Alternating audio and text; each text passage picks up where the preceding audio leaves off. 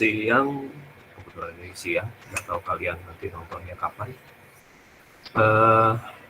Hari ini saya hanya menyampaikan review dari tugas yang sudah kalian kumpulkan di hari Minggu, meskipun ya memang web e-learning bermasalah, tapi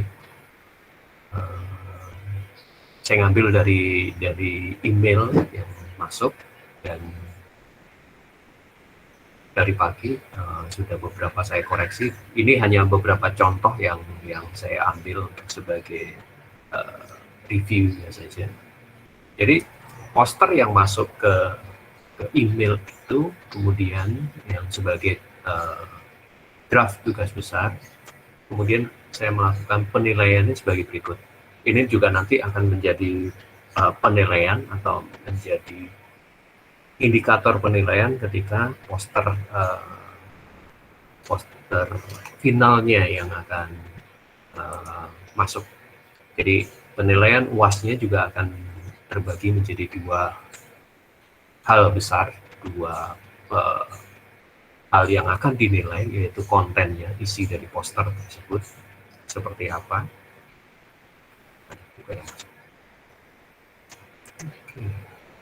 Tiba-tiba ramai.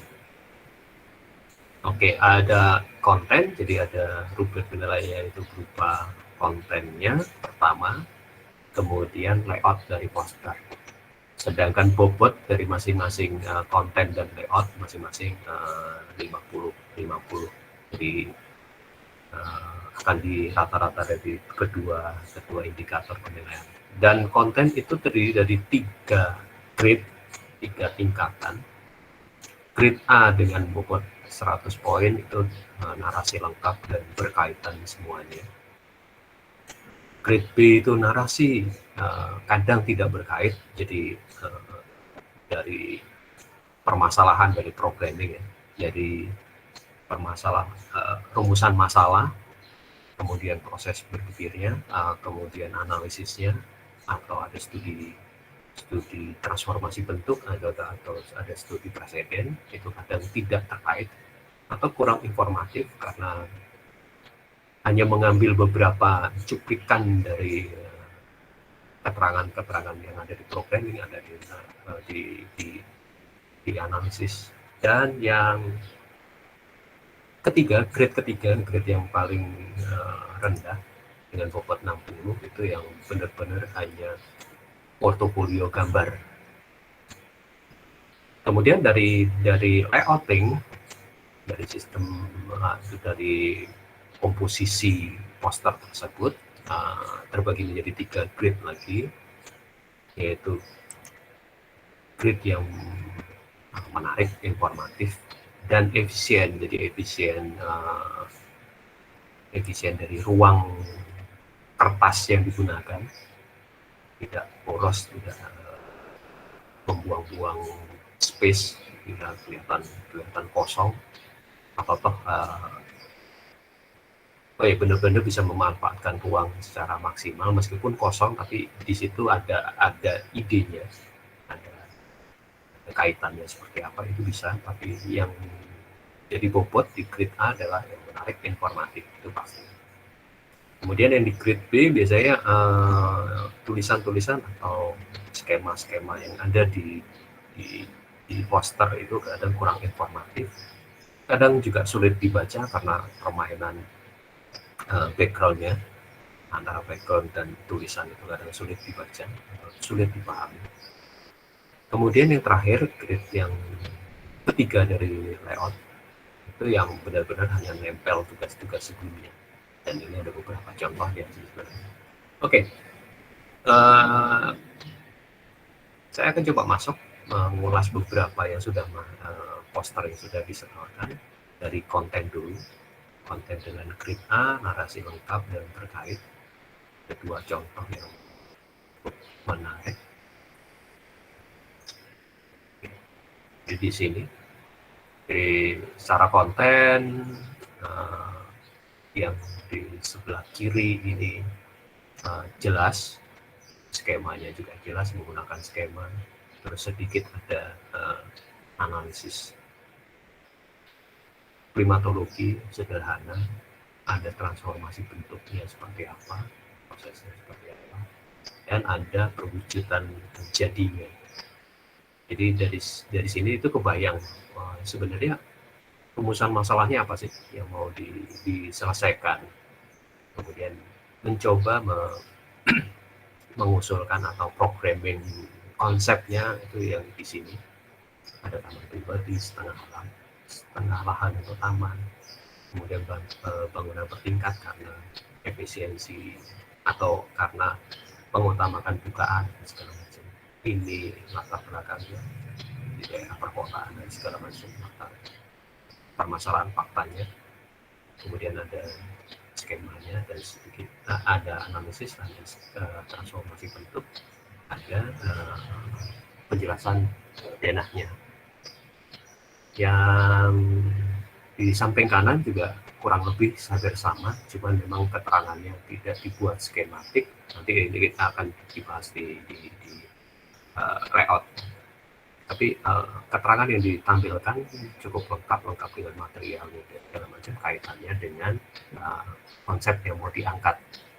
Jadi itu contoh yang dari konten tersampaikan semua. Meskipun dari dua hal ini, kalau secara tugas ada yang tidak dimasukkan, itu studi presiden.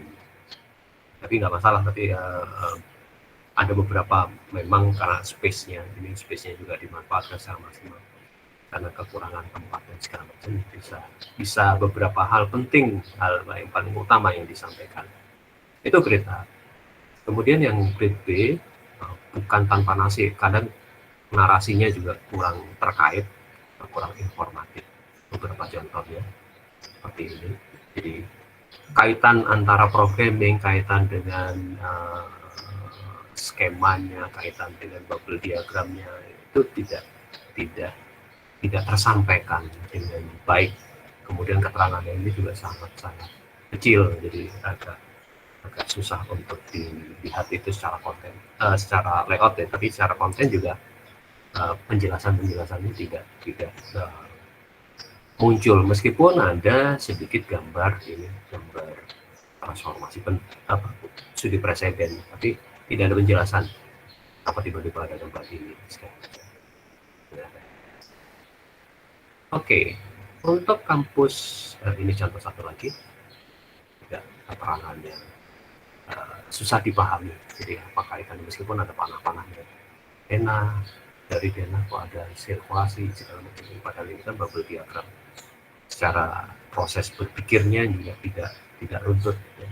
Meskipun ada tuntunan panah-panah ini, tapi justru membingungkan kalau buat saya membacanya, karena urutannya tidak sesuai, urutan proses berpikirnya tidak sesuai. Oke, itu yang grade B dalam pengertian yang narasinya tidak berkait atau memang kurang informatif.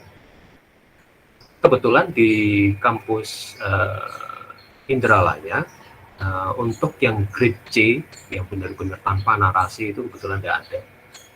Jadi kalau kembali ke konten ya, yang benar-benar tanpa narasi, yang store gambar gitu tanpa penjelasan, sampai sejauh ini yang sudah saya koreksi, jujur masih ada beberapa yang belum saya koreksi. Sekilas tadi saya lihat tidak ada yang benar-benar tanpa narasi. Jadi semuanya ada narasi, cuman ada yang narasinya memang berkaitan dan memang dipakai narasi tersebut. Jadi ada yang benar-benar narasinya itu ya sekedar narasi, sekedar memenuhi tempat aja, memenuhi persyaratan adanya sebuah programming, adanya sebuah bubble diagram dan segala macam. Ini juga. Nah, kemudian ke layout. Cara menilainya juga sederhana sih. Bagaimana sebuah poster itu menarik, informatif, dan efisien menggunakan kertas.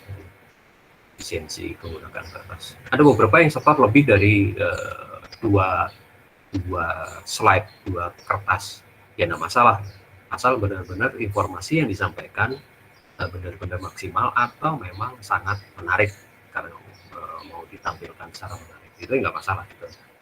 Tapi yang lebih penting ketiganya, ada unsur menarik, ada unsur informatif, dan mungkin efisiensi. Ini kaitannya sih sebenarnya saya mengajak kalian semua untuk kalau kalian akan ikut sayembara dan segala macam, membiasakan untuk efisiensi kertas, karena proses printing ini juga akan jadi permasalahan, tidak hanya waktu, juga biayanya. Jadi efisiensi salah satu kendala kan. Meskipun dari beberapa sayembara juga ada ketentuan batas kertas dan segala macam. Efisiensi informasi yang mau disampaikan dengan batasan kertas tersebut yang mungkin menjadi salah satu tolak ukur di penyusunan layout sebuah poster. Oke, ini contoh yang buat saya, satu poster, satu lembar, tapi informasinya lengkap, kemudian layoutingnya juga enak banget, jadi terlihat mana yang menjadi fokus meskipun kita akan kebingungan bangunannya mana sih. Tapi secara tampilan, secara penataan kertas itu juga kita bisa lihat mana yang menjadi main atau aktor utama, bagian mana dan bagaimana penjelasannya diletakkan. Ini kalau kembali ke konten, kontennya lengkap, layoutnya lengkap. Saya tidak akan ragu memberi angka maksimal kalau memang produknya menarik dan produknya bagus. Ini contoh pertama. Ini juga contoh kedua. Secara layout, secara tata warna, secara itu nyaman gitu. Baik yang membaca maupun informasi yang kita dapat, penataannya juga bagus. Gitu. Kaitannya juga dengan keterangan, juga kita dapat keterangan yang cukup signifikan, artinya data-data yang diharapkan atau logika pola berpikirnya juga dapat. Jadi dua contoh ini ya cukup menarik, dan kalau nggak salah memang dapat nilai maksimal baik di konten maupun di layoutingnya. Oke, kemudian yang grade B yang biasanya kurang informatif dalam pengertian mengakibatkan sulit dipahaminya sebuah poster. Kayaknya di situ seperti ini. Kalau tadi kalau nggak salah di bagian awal ini konten ini lengkap gitu loh. Tapi efeknya adalah kita sulit membaca, dan penataannya juga kayaknya nggak nyaman. Saya jujur agak risih dengan adanya panah-panah. Ini nggak usah sih panah-panah, kita kan terlihat kalau ini adiktif dan segala macam. Dan material tadi di konten memang pas gitu, tapi bagaimana material ini ditempatkan, material marmer dengan warna yang cenderung ke abu-abu dengan background yang putih, atau ini berwarna tapi tulisannya huruf besar semua, ya nggak masalah sih huruf besar semua, tapi kemudian sulit dibaca. Atau ada juga yang ini hanya satu lembar ini aja yang di setor ke saya, jadi secara konten juga agak lemah, secara layouting juga nggak nyaman gitu loh, denah dan segala macam yang disampaikan, meskipun fokusnya jadi menarik sih, bangunan ini menjadi fokus utama, tapi kemudian agak terganggu dengan blok ini, kenapa warnanya tidak disamakan ya. Kemudian proses transformasi bentuknya juga sangat dominan, apakah rumah ini hanya mengutamakan hal yang ini, itu masalah konten, tapi juga terkait dengan layouting. Itu yang grade B. Ada lagi, ini yang setor dua kertas, tapi informasi yang didapat dari dua kertas ini jauh lebih sedikit daripada yang satu kertas ini. Ini kebetulan aja dia, karena saya save as ke JPEG, jadi agak pecah. Tapi pada dasar aslinya PDF-nya cukup terang. Permasalahan melalui convert.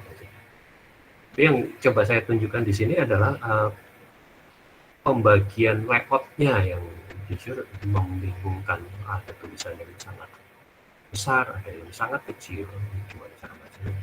Kemudian ada satu lembar yang penuh dengan gambar-gambar tanpa gambar bisa disajikan tanpa keterangan, tanpa harus ada kata-kata, nggak masalah. Tapi logika berpikirnya kita bisa dapat seperti ini, gubahan massa ini kan tanpa keterangan, tapi kita dapat maksudnya. Kemudian yang jadi masalah adalah bagian tengah ini maksudnya apa? Jadi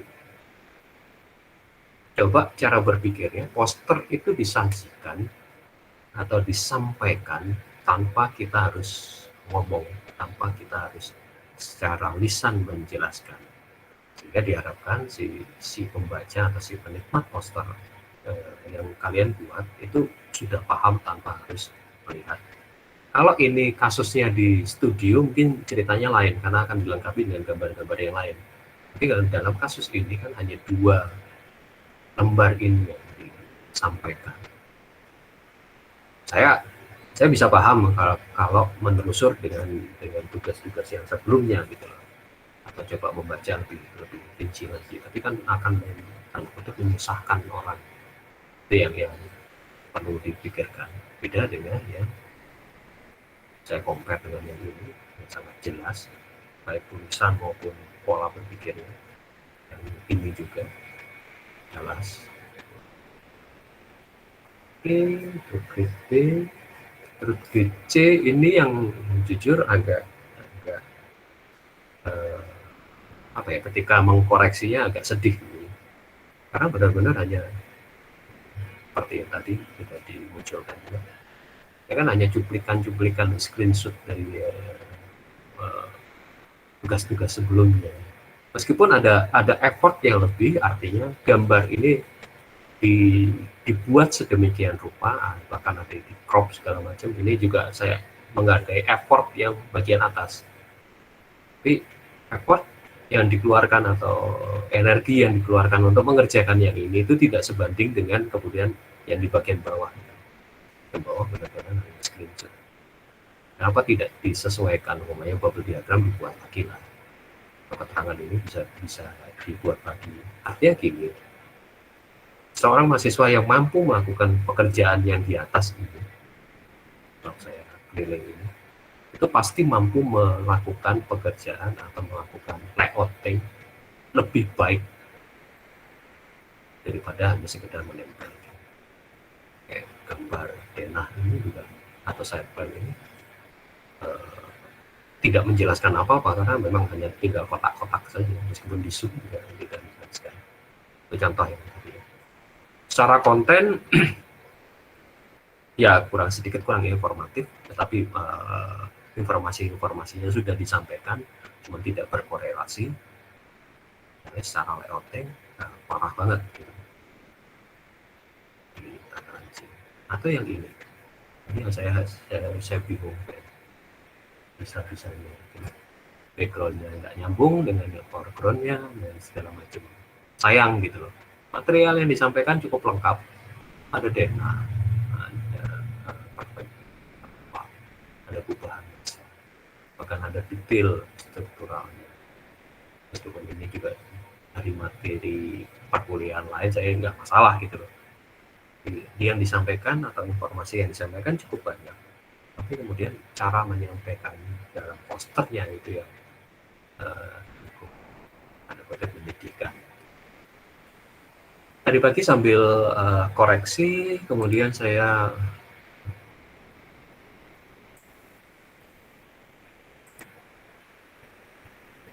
jangan lupa absen aja. Kemudian di web e-learning saya menampilkan ada dua video di pertemuan ke-14. Jadi ada yang Architectural Presentation Board Technique dan Designing Award Architectural Competition. Yang di bagian atas adalah teknik membuat poster. Jadi dia dijelaskan prosesnya apa aja, kemudian data apa aja yang sebaiknya dimunculkan. kemudian bagaimana proses layouting. Dia juga ada menampilkan beberapa tipe-tipe. Saya sengaja tidak setelkan, silakan Anda setel sendiri. Tadi di grup WA juga saya sharing. Di arsitektur presentation board teknik ini juga dijelaskan mau menggunakan tipe yang mana, baik yang dalam klasifikasi pewarnaannya atau dalam teknik layoutingnya. Jadi ada dua hal yang saya catat tadi. Kemudian yang di pertemuan ke-15, yang saya taruh di pertemuan ke-15, Design Overdoing Architecture Competition Project, ini cerita proses bagaimana dia bisa memenangkan dan bagaimana memanfaatkan layout itu. Dua video ini sih saling mengisi gitu. Kalau satunya memang lebih ke tekniknya, apapun tujuan dari kita membuat poster, yang kedua lebih kepada pembelajaran dari sebuah kompetisi desain di arsitektur. Jadi itu sementara yang bisa dijelaskan dari apa yang sudah terkumpul. Terkait dengan mata kuliah TNPA ini, karena memang sebenarnya sudah secara materi sudah tuntas, sudah habis semua yang harusnya disajikan, sehingga saya memutuskan untuk pertemuan ke-15 kalian hanya tinggal absen, tidak ada kelas, tidak ada review lagi karena sudah saya akan lakukan reviewnya hari ini. Lalu tadi juga saya tanya Bu Tutur, apakah kita sudah bisa memulai tanda kutip UAS-nya? Kata Bu Tutur sih nggak masalah, karena kita kan bukan lagi pertemuan di kampus yang harus ada jadwal dan segala macam. Oke, dengan petunjuk dari Bu Tutur sebagai Kaprodi, maka mulai hari ini sampai nanti saya akan rundingkan lagi. Jadi kalau menurut perhitungan sekarang tanggal 16 minggu depan,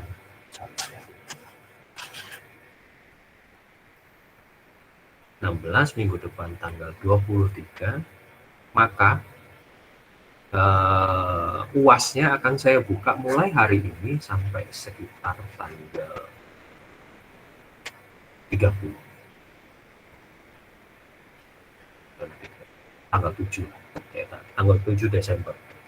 Jadi maksimal pengumpulannya sampai tanggal 30 November. Jadi ada 2 minggu kalian bisa mengerjakan perbaikan dari poster. Kalau kalian sudah mengerjakan dengan standar yang ini, atau contoh kasus yang ini, bisa langsung saja dikumpulkan kembali. Kalau mau perbaikan silakan. Kalau itu saya pikir itu udah maksimal. Jadi silakan Jadi UAS-nya nanti itu sudah akan saya buka dari mulai hari ini sampai tanggal 30 November. Kenapa saya lakukan itu? Supaya kalian bisa punya waktu yang cukup untuk mengerjakan mata kuliah yang lain, terutama yang studio. Jadi silakan dikebut, entah minggu ini, entah apa, terserah kalian atur sendiri waktunya. Tapi dari tanggal 16 sampai tanggal 30 UAS dengan materi pengumpulan, dengan materi poster ini, poster produk ini itu sudah bisa kalian lakukan. Nanti saya akan lihatkan. Kalau toh ada bermasalah dengan web learning seperti biasa, backupnya di email. Jadi batas waktunya, saya akan kasih batas waktunya itu sampai tanggal 1 ya. 1 jam sore lah. Sore untuk kalau ada trouble. Tapi proses pengerjaannya ya mulai siang ini setelah selesai ini sambil proses uploading ke YouTube, saya akan buka untuk luasnya ini. Ini bagi yang merasa sudah cukup, ya nggak apa-apa, sudah langsung aja kirim, sehingga mengurangi beban kalian. Lalu untuk absen, tetap pertemuan ke-15 nanti minggu depan tanggal 23, saya akan tinggal absen saja. Kemudian nanti upasnya paling tanggal 30. Begitu kurang lebihnya. Mungkin dari yang hadir di sini ada yang mau bertanya. Boleh saya tanya?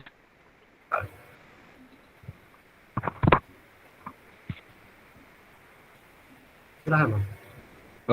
Jadi ingin nanya soal portofolionya juga Pak. Ini ada masalah teknis dari sayanya soal lembarnya, jumlah lembarnya. Itu karena laptop saya nggak kuat untuk buat yang resolusinya besar-besar gitu. Jadi jadi untuk punya tampil di sini tak? Enggak Pak, ya Muhammad Akmal ada. Oke, nggak apa-apa. Jadi yang tadi dikumpul nggak lengkap. Oh, kalau toh ada trouble kayak gitu, kamu atau yang lainnya juga, kalau ada trouble kayak gitu, dipecah aja. Jadi umpamanya kamu buat 3 lembar, ya sudah, kirim emailnya 3 lembar, tapi dikasih keterangan, ini lembar pertama, ini lembar kedua, dan di lembar itu dikasih nama juga. Ada beberapa kalau tadi ngumpul itu di lembar tidak ada nama, di luar tidak ada nama, di subjek email nggak ada, saya mesti mulai. Jadi gitu Mal ya. Jadi kalau memang bermasalah dengan teknis ini, permasalahan teknis di rendering dan segala macam memang berat. Itu kenapa saya minta ke PDF ya. Jangan JPEG, atau ada beberapa yang tadi masih ngirim PNG. Kebetulan gadget saya atau laptop dan perangkat yang lain juga perangkat yang tua gitu loh. Jadi RAM-nya juga yang RAM 4 GB dan segala macam. Kalau dapat file yang lumayan kayak gitu ya bukanya lama.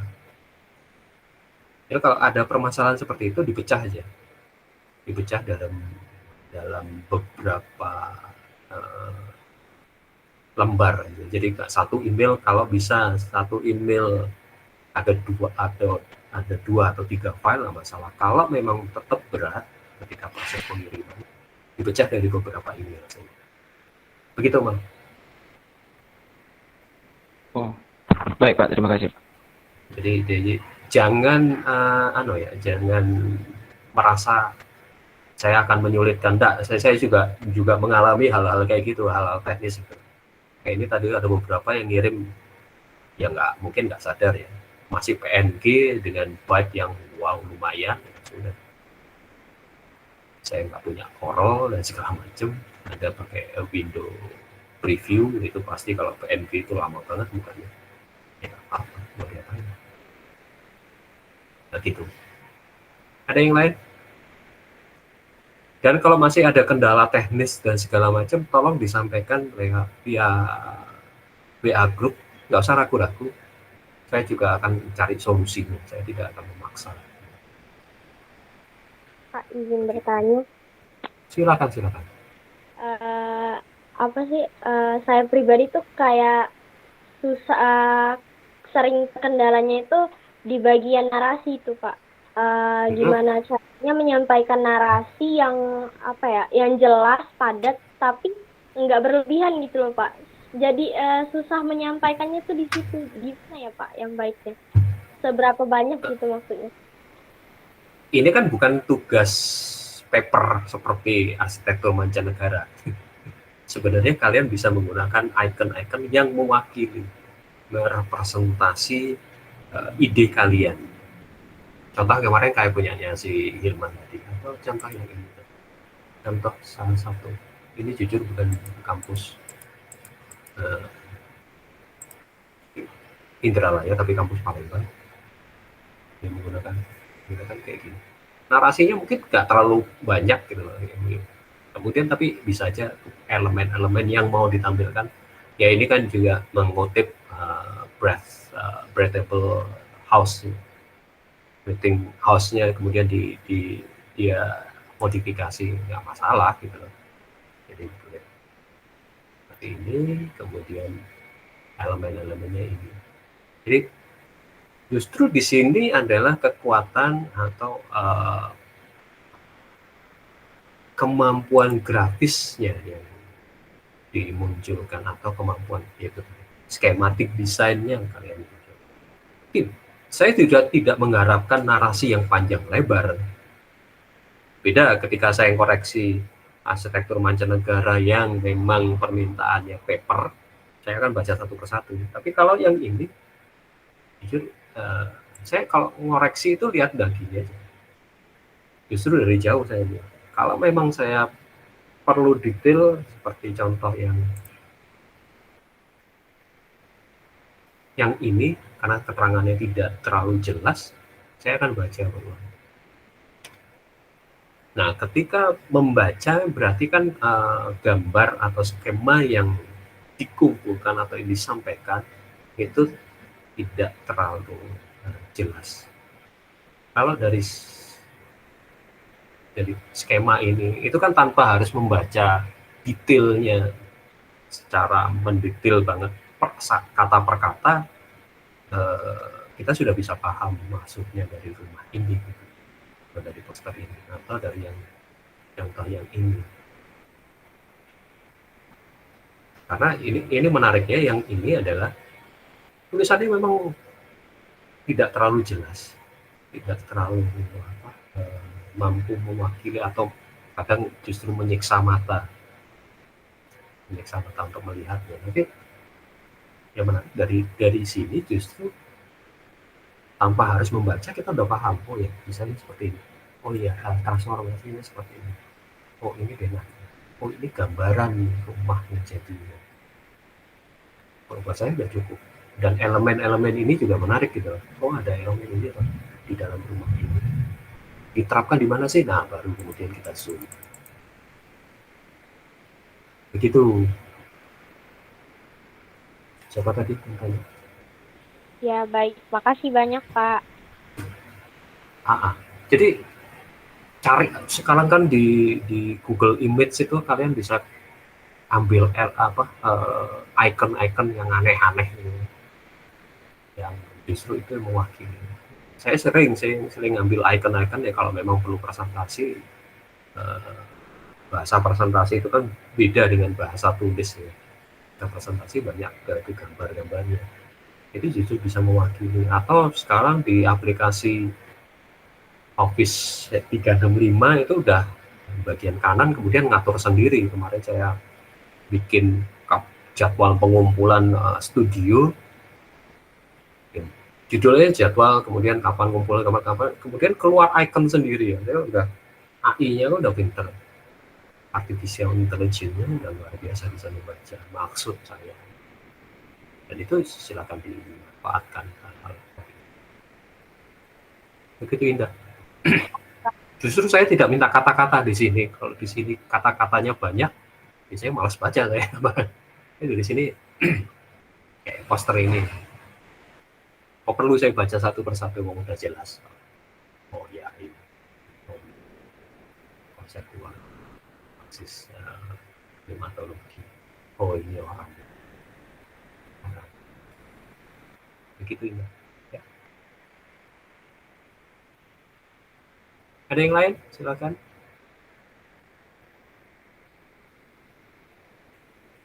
Kalau nggak ada, terima kasih. Sudah saya ditemenin.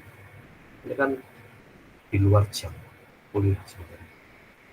Karena kebetulan sore saya mesti ngerjain yang lain lagi. Jadi saya kebut agak cepet. Tadi saya beresin. Masih segini cuy. Oh, masih sekian banyak yang belum saya koreksi dulu. Dan saya mesti buka satu persatu.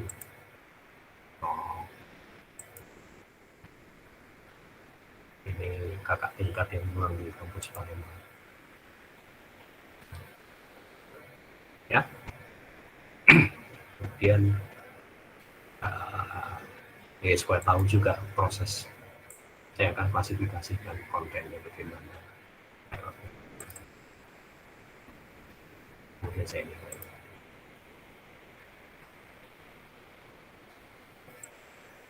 Oke, pertanyaan, silakan.